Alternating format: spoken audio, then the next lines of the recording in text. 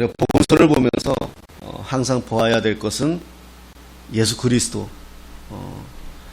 이제 복음, 하나님 나라, 천국, 영생, 뭐 다 같은 내용입니다.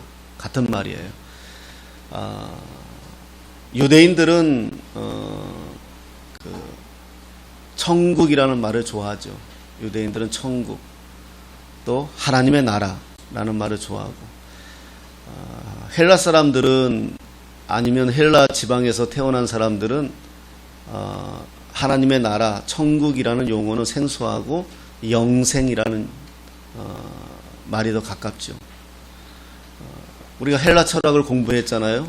고등학교 다닐 때 뭐 국민윤리, 시민윤리에서 우리가 교양 과목으로 있는 게 다 철학인데, 그 철학의 시작은 사실은 헬라거든요. 그리스 지역이죠. 그래서 로만, 또 그리스, 사실은 이 중심이죠. 정치는 로마, 문화와 문학은 헬라. 이게 두 축이었죠. 2000년 전에. 지금도 우리가 대한민국은 공화국이다. 그래서 이 공화국이라는 말이 로마에서 나왔죠. 공화정, 로마에서 나왔어요. 그래서 사실 민주주의를 알기 위해서는 로마를 배워야 되고, 문학이나 철학을 알기 위해서는 그리스를 배워야 된다. 그런 말이 있습니다. 그래서 그리스 사람들은, 철학자들은 영생에 대해서 논했죠. 우리가 영원히 어떻게 살 것이냐 논했어요. 그래서 요한은 그들에게 영생에 대해서 설명을 해줬죠. 예수 그리스도 영생. 그리고 히브리 사람들은 천국에 대해서 소망을 갖고 살았죠. 그래서 천국. 그런데 그 오는 길은 내가 곧 길이요 진리요 생명이다 라고 말씀하신 예수 그리스도에 다 귀결되는 거죠. 그래서 하나님의 나라가 어디 있습니까? 장소적 개념으로 가면 이해하기가 좀 어렵죠. 그래서 통치적 개념으로 많이 갔습니다. 과거에는 하나님의 통치가 이루어진 곳이 하나님의 나라다 이렇게 설명을 했어요. 맞는 말이죠. 그런데 더 그냥 간단히 이야기한다면 그냥 예수, 내가 예수를 믿고 영접하면 천국이요, 복된 길로 들어선 자라는 거죠. 그래서 복음서에는 그 내용을 좀 생각하면서 읽어야 됩니다. 그래서 복음서를 보면서 특히 요한복음은 예수께서 무엇을 했느냐, 그리고 예수는 누구시냐, 그리고 예수 믿는 우리가 어떻게 살아야 되느냐, 이런 내용이 전체적인 주제입니다. 그리고 오늘은 성취라는 단어를 좀 가지고 하나님, 예수님에 대해서 생각해 보려 합니다. 성취, 이루어짐이죠. 이루어짐. 우리의 안고 선, 우리가 모든 것은 하나님에 의해서입니다 라고 우리는 고백하는 사람들이잖아요. 그렇죠. 길거리 가다 넘어져도 하나님에 의해서 우리는 고백하는 사람들이에요. 우리는 다 근데 좋은 것만 고백하려고 하죠. 좋은 일이 있으면 다 하나님, 하지만 또 안 좋은 일이 있으면 다 사단, 그렇게 얘기하죠. 그런데 그걸 우리는 구별할 수가 없어요. 하나님에게로 오고, 우리가 그것을 뭐 신학적 용어로 구별한다 그러면 테스트하고 템테이션이겠죠. 그죠? 시험이란, 우리 한글에는 시험이란 단어가 나오는데 또 유혹이란 단어가 나오는데, 하나님에게서 오는 건 다 시험이죠. 시험 치는 거예요. 네가 신앙이 어디까지 자랐니? 시험 치는 거예요. 테스트. 예를 들면 아브라함이 아들 이삭을, 야곱이 아들 이삭을 바쳐라. 그 테스트였죠.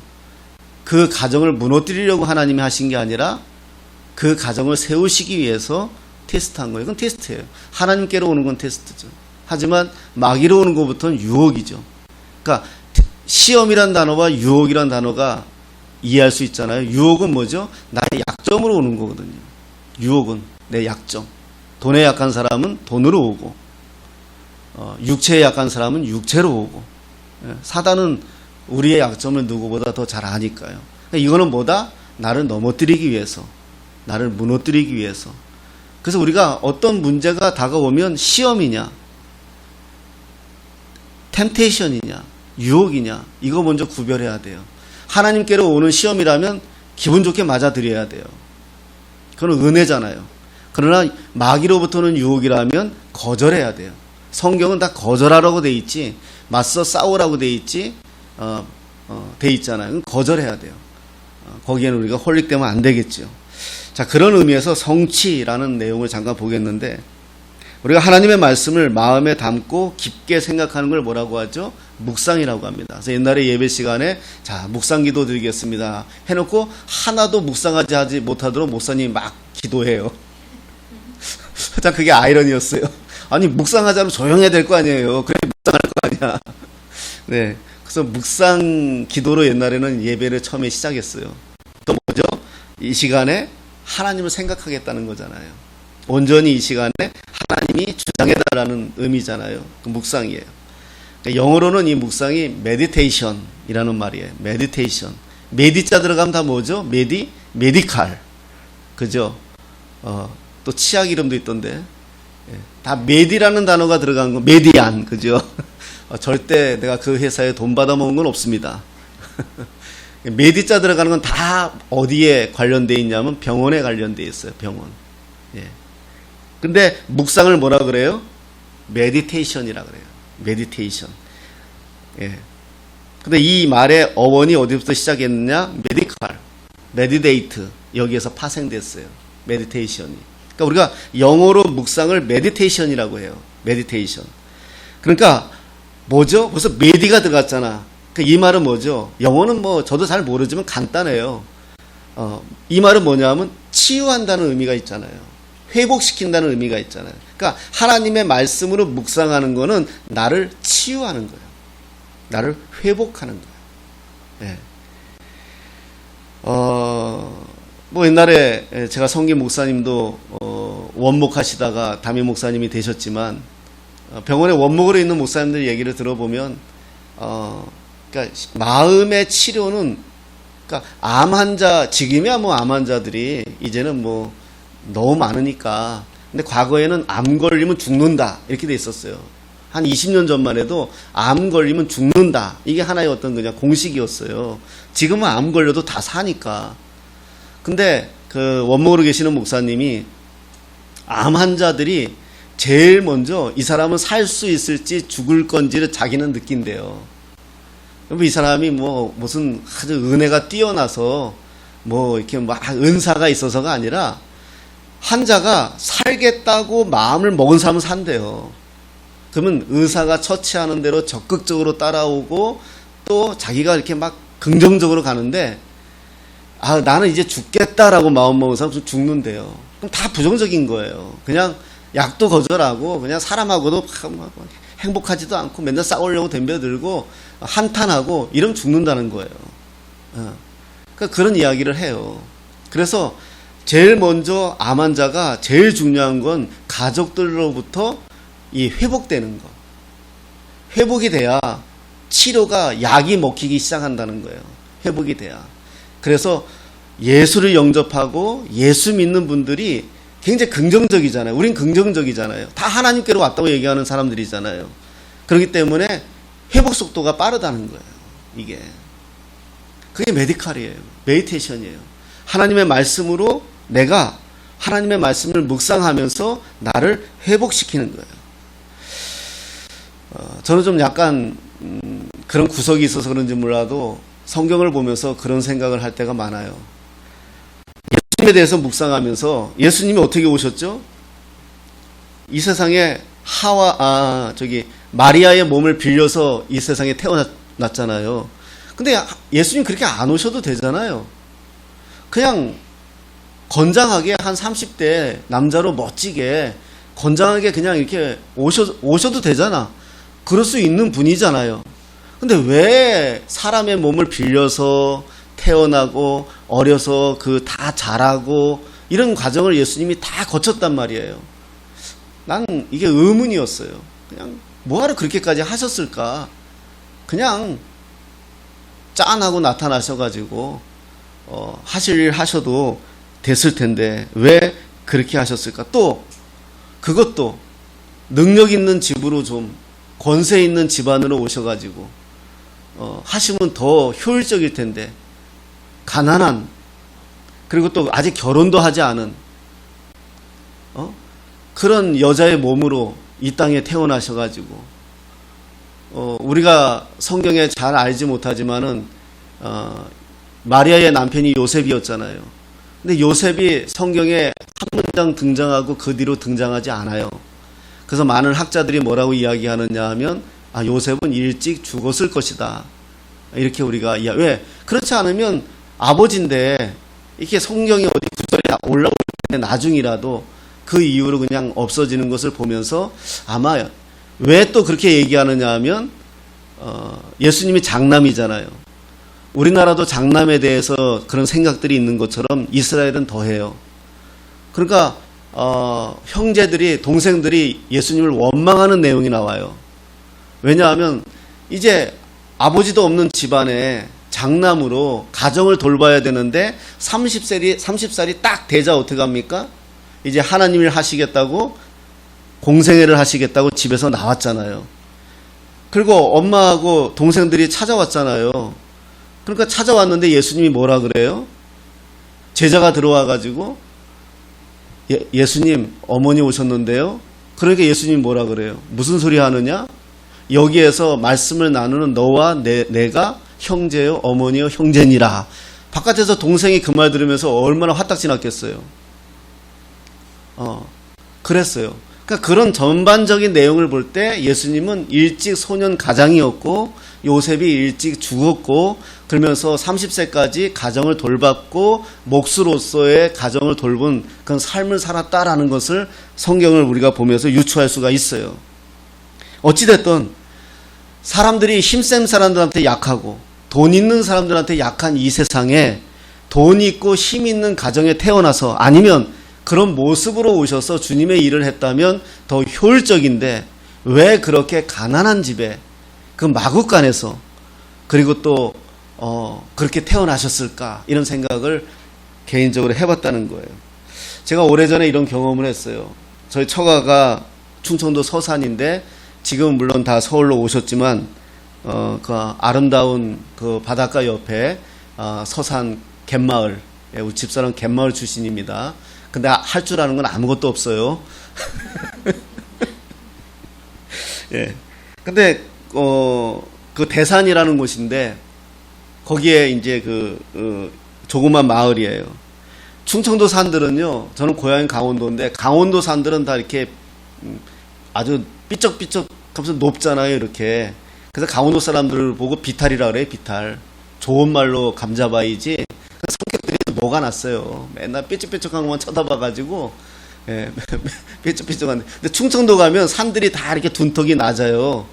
충청도 사람들이 그래서 마음이 다 이렇게 그러더라고. 어제 문경에 다녀왔는데, 그 한 50명 되는 그 마을 부락 그 화전민들, 문경에서도 한 40분 들어가는 그곳에 한 봉사자만 한 6명 들어가서, 참 교수들이고 다 이런 분들인데 그분들을 위해서 음악회를 하고 왔어요. 근데 우리 남목사님이 여기 충청도지요? 그러니까 사람들이 다 놀래잖아요. 경상도인데. 경상도인데요? 그러니까 그래요? 근데 왜 충청도 사람들처럼 이렇게 앵콜이 늦어요? 집에 가서 앵콜 하려고? 그래서 많이 웃었는데, 이렇게 충청도 사람들이 이렇게 둔턱이 낮고 평이하고 하다 보니까 사람들의 좀 성품들이 좀 유순해요. 다 그렇다는 건 아닌데, 근데 거기 갔는데, 처가에 갔는데 어느 날 이렇게 드럼통이 이렇게 마당에 있는 거예요. 드럼통이. 근데 드럼통에 저게 뭐가 있나 싶어서 들여다보니까 너구리가 한 마리 잡혀 있더라고요. 아마도 장인이 잡아놓은 것 같아요. 근데 여러분 보셨습니까? 너구리 눈이 되게 슬퍼 보여요. 내가 그렇게 보는지 몰라도 슬퍼 보여. 잡혀서 그런지 몰라도. 그래서 예를 들면 내가 이제 풀어주고 싶은 거야. 장인한테 좀 혼날지언정. 풀어주고 싶으려고 이렇게 하려고 하면 완전히 잡아먹으려고 덤벼들어요. 난 지를 풀어주려고 하는데. 그래서 못 풀어줬어요. 나는 분명히 지를 풀어주려고 하는데. 그리고 이제 제가 의정부에 있을 때, 의정부 옆에 그 무슨 산이죠? 도봉산이 있어요. 대한민국은 산에 좀 좋은 장소다 싶은 데는 다 절이 있더라고요. 그래서 거기 집사람하고 난 산에 올라가기 싫지만 한번 올라갔어요. 올라갔는데 절이 있는데 그 앞에 이렇게 그 시멘트로 이렇게 좀 연못도 아니고 요만한 옹달 요만해요. 좀 깊은데 요만해 만들어 놨더니 이게 뭔가 싶어서 들여다 보니까 안에 물이 이렇게 옹달샘처럼 물이 있는데 그 개구리 한 마리가 빠져 있는 거예요. 근데 개구리 눈이 슬퍼요. 난 개구리 살려주려고. 개구리가 좀 말랐더라고요. 거기 지는 못 나오니까, 여기서 못 나오니까 개구리 한 마리가, 무당 개구리가. 그래가지고 이제 나는 집사람 보고 다리 좀 잡아. 그러고 이제 엎드려가지고 이제 개를 좀 이렇게 구출해 주려고 이렇게 하는데 손만 내려가면 물로 쏙 들어가고, 손만 내려가면 물로 쏙 들어가고, 지를 살려주려고 하는데 그래서 결국 못 살려줬어요. 제가 그때 그런 생각이 들었습니다. 너구리가 내 친절을 외면하잖아요. 나를 물을 기세로 덤벼들고요. 개구리도 나의 친절을 무시하잖아요. 내가 지를 살려주려고 했는데. 이런 생각이 든 거예요. 너구리 한 마리를 구원하는 것도 노력이 필요하고요. 개구리 하나 구원하는 것도 노력이 필요하다는 생각이 들었습니다. 하나님께서 우리 인간을 구원하시기 위해서 예수님은 얼마나 힘드셨을까? 개구리나 너구리는 피하기만 하지, 인간들은 오히려 자신들을 구원하시기 위해 오신 예수님을 죽이겠다고 덤벼들고 온갖 모욕과 질시를 주고 결국 인간이 만든 가장 잔인한 형벌인 십자가에 매달아 죽이는 인간들을 구원하시기 위해 이 땅에 작정하고 오신 주님을 생각하면서 한번 생각을 해봤어요. 예수님이 이 땅에 오시기 전에 어떤 분이셨을까? 한번 생각해 봤습니다. 여러분 이사야 6장 색인하시고 이사야 6장 1절 3절 한번 보겠습니다.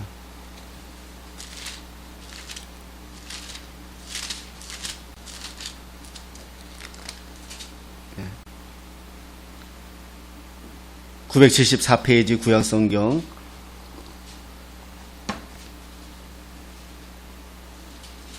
6장 1절에서 3절 읽겠습니다. 시작. 우시야 왕이 죽던 해에 내가 본즉 주께서 높이 들린 보좌에 앉으셨는데 그의 옷자락은 성전에 가득하였고 스랍들이 모시고 섰는데 각기 6날개가 있어 그 둘로는 자기의 얼굴을 가리었고 그 둘로는 자기의 발을 가리었고 그 둘로는 날며 서로 불러 이르되 거룩하다 거룩하다 거룩하다 만군의 여호와여 그의 영광이 온 땅에 충만하도다 하더라. 아멘. 무슨 내용이죠? 이사야가 하나님께서 그 영광을 보여주시는 거예요. 이사야에게 특별한 방법으로. 그런데 이사야가 보니까 하나님의 영광이 온 땅에 가득하고 둘은 자기 6날개가 있는데 스랍들이 천사죠. 6날개가 있는데 두 날개는 얼굴을 가리고 두 날개는 발을 가리고 두 날개는 나는 것을 보았다. 이렇게 이사야가 증명하고 있는 거예요. 눈을 가린다는 건 뭐죠? 하나님의 영광을 볼 수 없다는 거잖아요. 얼마나 이 천사도 하나님의 영광을 볼 수 없을 만큼. 저는 그래서 이 성경대로 이야기하면 천사 봤다는 사람들은 나는 안 믿어요. 절대 안 믿어요. 뭐 하나님 천국에서 천국 보고 왔다는 사람들 난 더 안 믿어요. 뭐 얘기하면서 그런가 보다 하지 나는 안 믿어요. 왜? 천사도 하나님의 영광을 볼 수 없어서 눈을 가렸대요. 우리가 앞으로 하나님 앞에 설 때에 우리는 하나님이 보여주시니까 볼 수 있는 거지 하나님의 영광을 볼 수 없어요. 우리 눈으로 하나님의 영광을 볼 수 있다면 이미 하나님의 영광이 아니죠. 생각해 보세요. 천사들조차도 하나님의 영광을 볼 수 없을 만큼 자기 발을 가렸다는 건 뭐죠? 부끄러움을 가리는 거예요. 하나님 앞에 서면 우리의 부끄러움이 다 드러나는 거예요. 그게 부끄러운 구원이에요. 뭐 하나님이 너 이 죄 졌지 염라대왕처럼 그렇게 해서 내 죄가 드러나는 게 아니라 하나님 앞에 서면 그 자체가 부끄러움이에요. 그게 우리가 갈 하나님의 나라예요. 생각을 해보세요. 그걸 하나님이 우리에게 특별히 그 상황에 보여주시니까 볼 수 있는 거지. 그게 바로 천국이에요. 근데 이런 거룩한 곳에 누가 있었다? 예수님이 계셨던 거예요. 예수님이 그곳에 계셨던 거예요. 그런데 그곳에 계셨던 예수님이 이곳에 오신 거예요. 이 물질 세계에 오신 거예요. 한마디로 쉽게 얘기하면 제가 또 이걸 인용하는데요. 옛날에 푸세식 화장실 아는 사람들은 알 거예요. 거기에 벌레 끼고 구더기 끼고 그냥 글로 들어오신 거예요.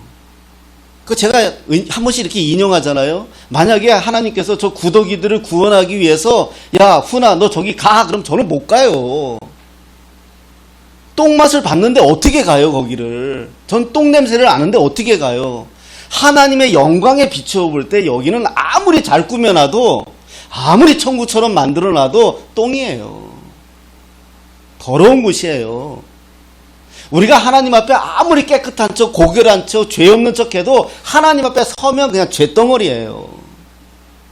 거기에 계셨던 예수님이 여기 오신 거예요. 왜? 우리 구원하기 위해서.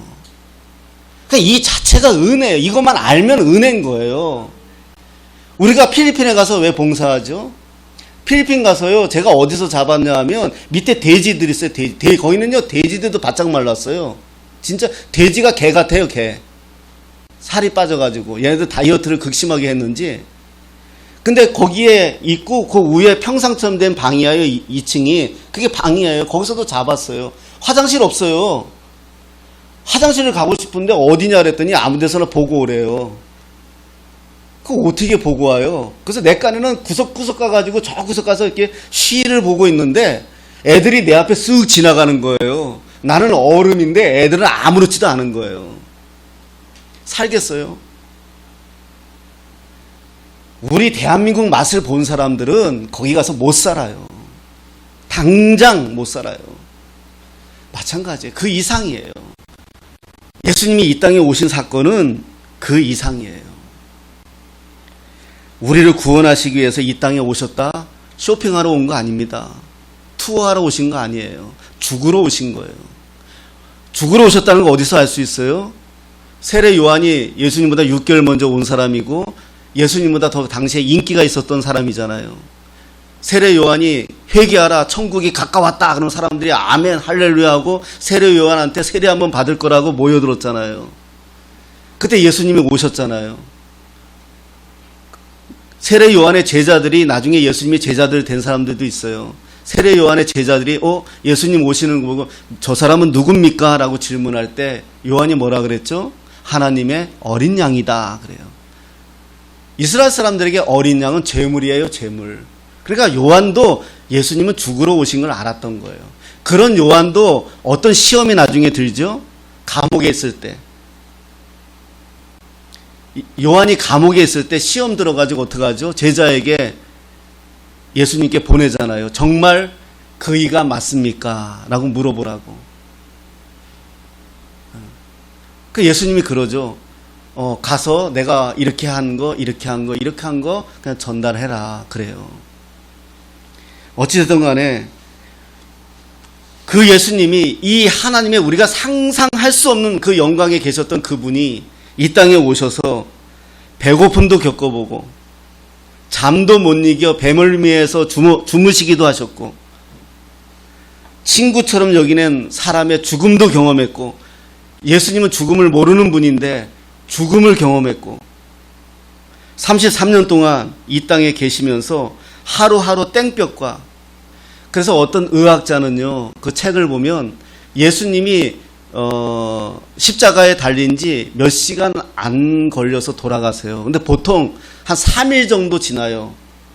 다른 형벌 받는, 십자가 형벌 받는 사람들은 통계적으로 사실 매달려 죽이는 거거든요. 말려 죽이는 거거든요. 그냥 이거는 아무 장치가 없어요. 그냥 못 박아가지고 십자가 매달아 놓는 거예요. 그럼 말려 죽는 거예요. 그냥 한 3일 버티다가 죽어요. 대체적으로, 통계적으로. 근데 예수님이 6시간인가 9시간인가 아마 그랬을 거예요. 그래서 어떤 의학자는 예수님이 극도로 심한 스트레스와 그동안의 육체적 연약함이었다. 뭐 이렇게 이야기하는 사람도 있어요. 그래서 어떤 학자는 또 하루에 예수님이 몇 킬을 걸으셨을까? 전도하시면서 3년 동안. 몇 명의 사람들을 만났을까? 이렇게 또, 이걸 또 통계로 낸 사람들도 있어요. 어찌됐든 간에.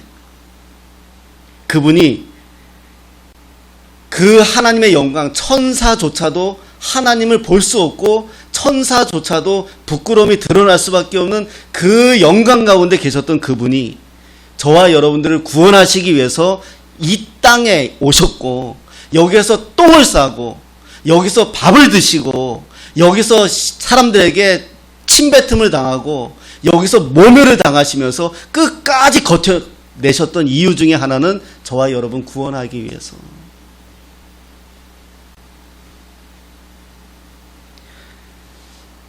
그 예수님이 오늘 본문의 마지막에 뭐라고 합니까?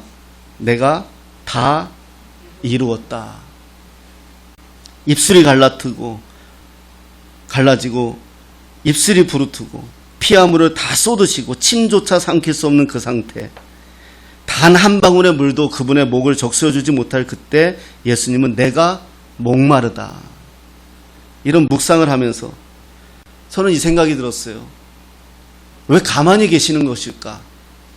얼마든지 능력이 계시는 분인데, 주님은 힘이 있는 분인데, 물 항아리를 포도주 항아리로 바꾸셨던 분인데, 죽은 사람을 살렸던 분인데, 요단강을 세우고 홍해를 갈라게 하셨던 분인데, 말씀 한마디로 확 뒤집어 엎으셔도 될 만한 분인데, 그때 그냥 제 마음에 주시는 마음은 너 때문이다. 너 구원하기 위해서 참으신 거, 버티신 거예요. 여러분, 힘이 있는 사람은요, 그 힘 안 쓰는 게 힘들어요. 정말이라니까요. 전 힘은 없어 봤지만은요, 힘 없는 사람은 그 맛을 몰라요. 그 힘을 몰라요. 힘 있는 사람은요, 그 힘을 안 쓰는 게 힘들어요. 우리는 쓰는 게 힘든데, 그 사람들 왜 말 한마디면 정리가 되고요, 말 한마디가 되는 그런 위치에 있는 사람들은 그 유혹을 참을 수가 없어요. 저 같은 사람이 국회의원 뭐 되지도 않겠지만 저는 안 된 게 너무 감사한 적이 있었어요. 제가 부산에 있을 때 해양경찰청 설교하러 다녔는데, 거기서 이렇게 해양경찰, 지금도 가지고 있어요. 그 해양경찰 그 공무원증하고 똑같은 거를 그 청장님이 만들어 주셨어요. 제가 그래도 명예 7급 공무원이에요. 명예지만 월급은 없어요. 그래서 그 당시에 제가요, 교통순경한테 걸리면 그거 잘 보여줬어요. 그러면 아실만한 분이 왜 그러셨어요? 하고 보내줘요. 그 맛이 좋더라니까요, 그게. 요만한 신분증 하나의 능력도 써먹는 게 인간이라니까요. 자랑질하고 싶은 게 인간이고, 힘이 있는 사람은 그 힘을 안 쓰는데 힘들더라니까요. 힘들어요. 예수님은 뭐든지 하실 수 있는 분인데 안 하시는 거예요. 못하는 게 아니라 안 하시는 거예요. 왜? 우리를 구원하기 위해서. 다 이루어야 되니까. 천군 천사를 동원해서 확 한번 하시고도 싶지만 안 하시는 거예요. 그런 마음도 없으신 거예요. 왜? 우리의 구원은 자기가 죽어야 되니까요. 마가복음 15장 22절 말씀 한번 보겠습니다. 마가복음 15장입니다. 마태, 마가에 있죠. 신약성경 15장 22절.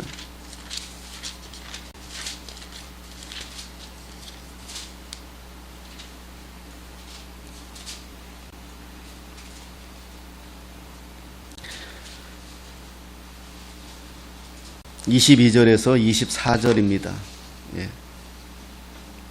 서론이 길어서 빨리빨리 끝낼게요. 15장 22절 24절 시작. 예수를 끌고 골고루다 하는 곳, 번역하면 해골의 곳에 이르러 모략을 탄 포도주를 주었으나 예수께서 받지 아니하시니라.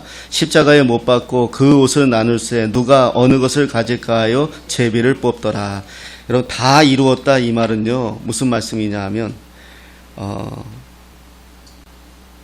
예수님이 약물을 거절하셨죠. 몰약과 쓸개를 거절하셨고, 여기서 제비를 뽑아서 그 옷을 놔두고, 이런 내용들이 다 구약에 있어요. 구약 성경에 있어요. 그래서 다 이루었다는 것은 뭐냐 하면 구약에서 예언한 말씀을 예수님이 몸소 다 이루셨다는 거예요. 그런 의미를 가지고 말씀하시는 거예요. 33년 동안 예수님께서 구약에서 오실 예수님에 대해서 말씀하신 것들을 다 이루셨어요.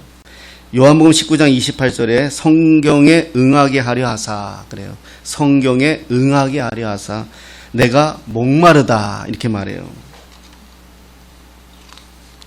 예. 왜 이렇게 예수님은 한사코 반복하여 예언을, 구약의 예언을 성취하려 하신 것일까?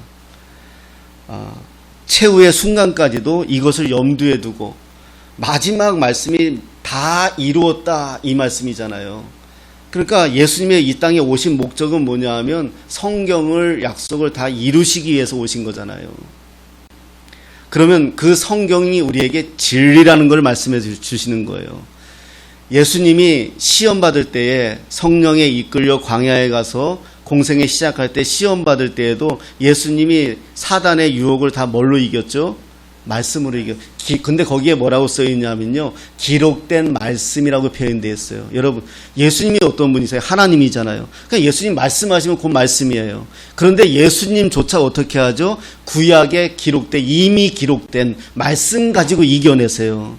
여러분, 이거 잘 생각해 보세요.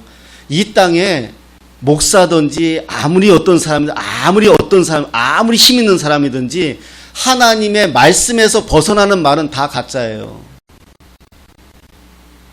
거기서 무슨 어떤 일들이 벌어진다 할지라도 성경에서 말하지 않는 건 다 가짜예요. 심지어 예수님조차도 하나님의 말씀을 가지고 사단을 이겨냈다는 거예요. 신명기에 있는 말씀, 사람이 떡으로 사는 것이 아니다, 하나님의 입에서 나오는 말씀으로 사는 것이다, 이거 가지고 이겼어요. 그냥 예수님이 야 너 가 그러면 돼요. 그냥 너는 나하고 상관없는 놈이야, 너 왜 이래, 까불어 가. 그럼 마귀는 지가 알아서 도망가요. 그런데도 예수님은 하나님의 기록된 하나님의 말씀을 가지고 이겨냈다는 거예요. 왜 그랬을까요? 이 말씀이 진리라는 거예요. 오늘도 이 말씀이 우리의 중심에 있으라는 거예요. 우리도 이 말씀대로 살라는 거고, 이 말씀이 우리의 진리는, 여기에서 벗어나면 다 아니라는 거예요. 미국에서 요즘 좀 잘 나가는 어떤 여자 목사님이 한 분 계세요. 저한테 책을 미국에서 5권을 보냈더라고요. 목사님 한번 꼭 읽어보세요. 읽어주십시오. 그리고 그 서평을 부탁한다고 왔어요. 제가 딱 5페이지 읽고 그냥 접어버렸어요. 지금 어딘가 있긴 있을 거예요. 찾아서 읽지는 마세요. 또 딱 5페이지 읽고 그냥 덮고 그냥 넣어놨어요. 거기 보니까 지가 영서를 쓴대요. 하나님이 말씀하시면 지가 받아 쓴대요.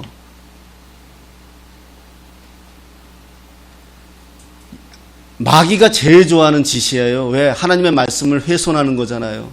2000년 전에 기록된 말씀보다 지금 주시는 말씀을 듣고 지금 주시는 말씀이 내 삶에 더 적용이 된다면 이 말씀이 필요 없어지잖아요. 왜 성경 봐요 그러면?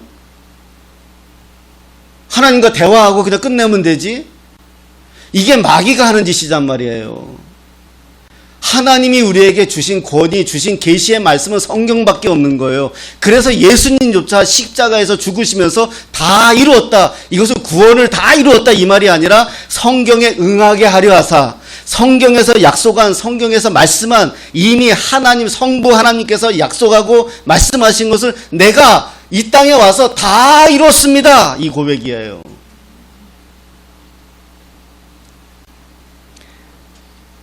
저와 여러분에게는 십자가의 흔적이 있습니다.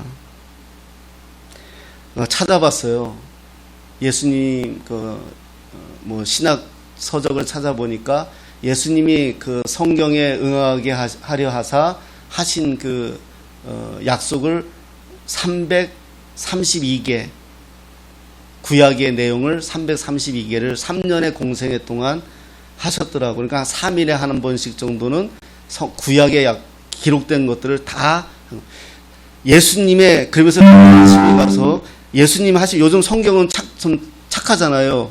예수님 하신 말씀들은 다 빨갛게 기록되어 있잖아요. 찾기가 좋아. 그래서 찾아봤어요. 다 하나하나 찾아보니까 예수님 하신 말씀은 그냥 하신 말씀이 아니라 다 단 한 절도 다 이미 구약에 기록된 말씀이었어요. 여러분 찾아보세요. 예수님이 무심코 누구에게 말한 것도 그 말조차도 그냥 예수님이 생각해서 하신 말씀이 아니라 구약 성경에 이미 기록된 말씀을 그대로 말씀하신 거예요. 대화체로 바꿔서 기가 막혀요. 예수님의 모든 삶은 구약에서 약속한 것을 그대로 실천하신 거예요. 그래서 하나님이에요. 우리의 구원은 하나님의 철저한 계획과 하나님의 철저한 아주 생각하지도 못하는 것조차도 하나님의 계획 속에서 그 절묘한 타이밍에 저와 여러분들이 구원받았다는 거예요. 여러분, 우리는 하나님께 구원받고 하나님의 자녀입니다. 예수님이 십자가에서 나를 위하여 십자가에서 피를 흘리고 죽으신 것은 안 하셔도 되는데 저와 여러분을 구원하시기 유일한 방법, 그 방법을 선택하신 거예요. 이게 우리의 구원의 이유입니다. 여러분, 그렇다면 그렇게 자기 아들을 죽이시면서까지 그렇게 성취하신 분이라면, 자, 예수님은 구약의 모든 말씀을 다 성취하시고 성취한 내용을 신약에 기록한 것이 신약이잖아요. 이제 이 신약은 누구에게 성취가 될까요? 저와 여러분들에게 성취가 되는 거예요. 성경에 나와 있는 모든 말은 책이 아니라 이 모든 말씀은 저와 여러분들에게 주시는 하나님의 약속이에요. 이제 이렇게 될 거예요. 이미 이렇게 됐고요. 이게 바로 우리는 그리스도인이에요. 이미 이렇게 된 사람들이에요. 왜냐? 이미 예수님이 죽으시면서까지 완성해 놨거든요. 우리가 무엇을 해서 성취가 되는 것이 아니라 예수님이 하신 것이 우리에게 보증이 되어졌기 때문에 이루어지는 거예요. 여러분, 이게 예수 믿는 기쁨이고 능력입니다. 작은 거에 우리가 너무 연연하지 말고요. 정말 우리의 구원의 감격과 기쁨으로 이 어려운 시기에 잘 이겨내는 저와 여러분 되시기를 예수님의 이름으로 축복합니다. 기도하겠습니다.